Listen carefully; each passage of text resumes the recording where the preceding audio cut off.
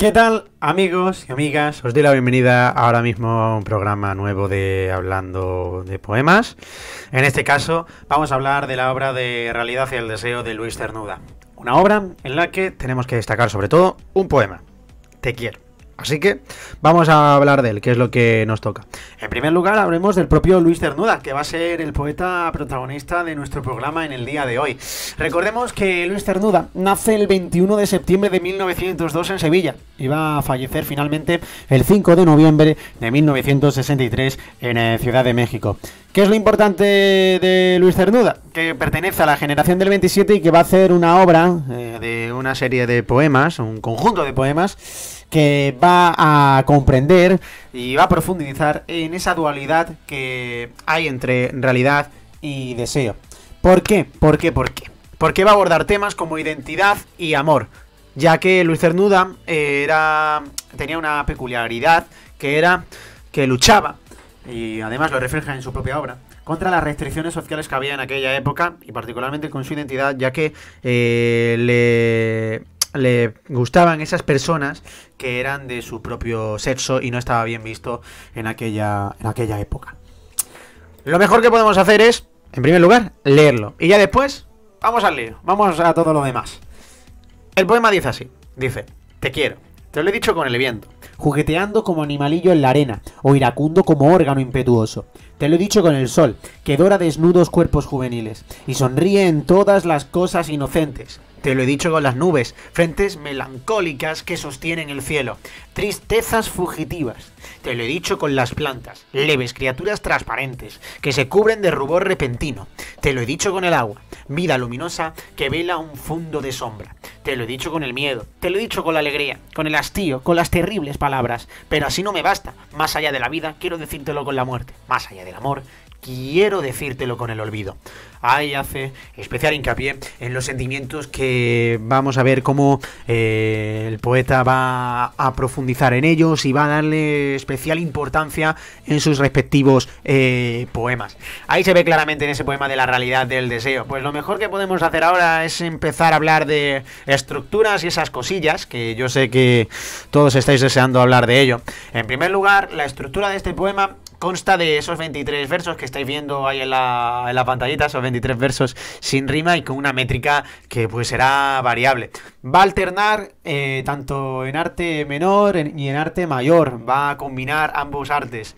Y ¿qué va a reflejar esta complejidad de la métrica? Vamos a tener sobre todo la complejidad de las emociones que se van a explorar en el poema y en la libertad expresiva de nuestro respectivo autor, de nuestro poeta Luis Cernuda.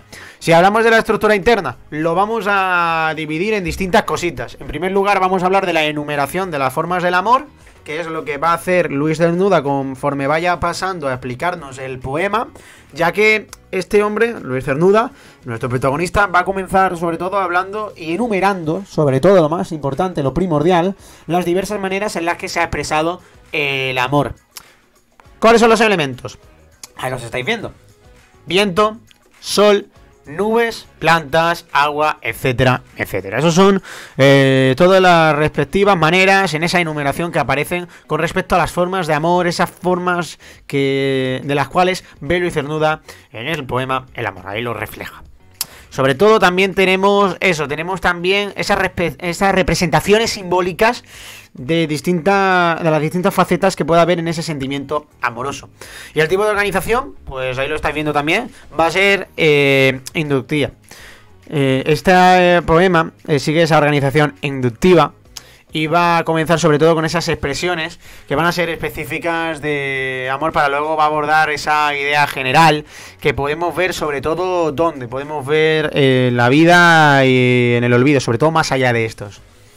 ¿Cuál es el tema que nos aborda el poeta? Pues un tema que literal él está dando vueltas durante toda su vida, lo podemos ver claramente. Es el tema central del poema, la expresión del amor a través de diversas formas y la necesidad de llevar esa expresión más allá de las convivencias y convenciones y limitaciones que ponía la sociedad hacia ello.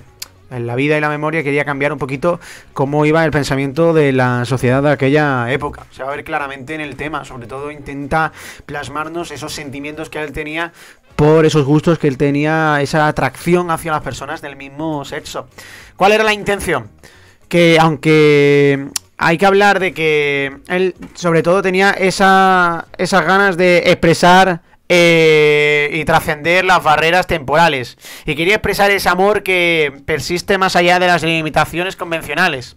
Sobre todo hay que hablar de eso, hay que hablar de que él quería sobre todo expresar eso. La intención es lo que hemos estado hablando en el tema, que él lo que quiere expresar es sobre todo ese amor que siente y que no puede expresar, que no puede tener, porque en la época, en la sociedad, no estaba bien visto. Ya sabéis que estaba esa ley de vagos y maleantes en la cual no se permitía y podía incluso tener penas de cárcel por gustarte esas personas del mismo sexo, y eso evidentemente a Luis Cernuda le fastidia, por así decirlo, y por ello nos lo va a expresar claramente en sus poemas y sobre todo en esta obra de Realidad y el Deseo, y lo vemos claramente.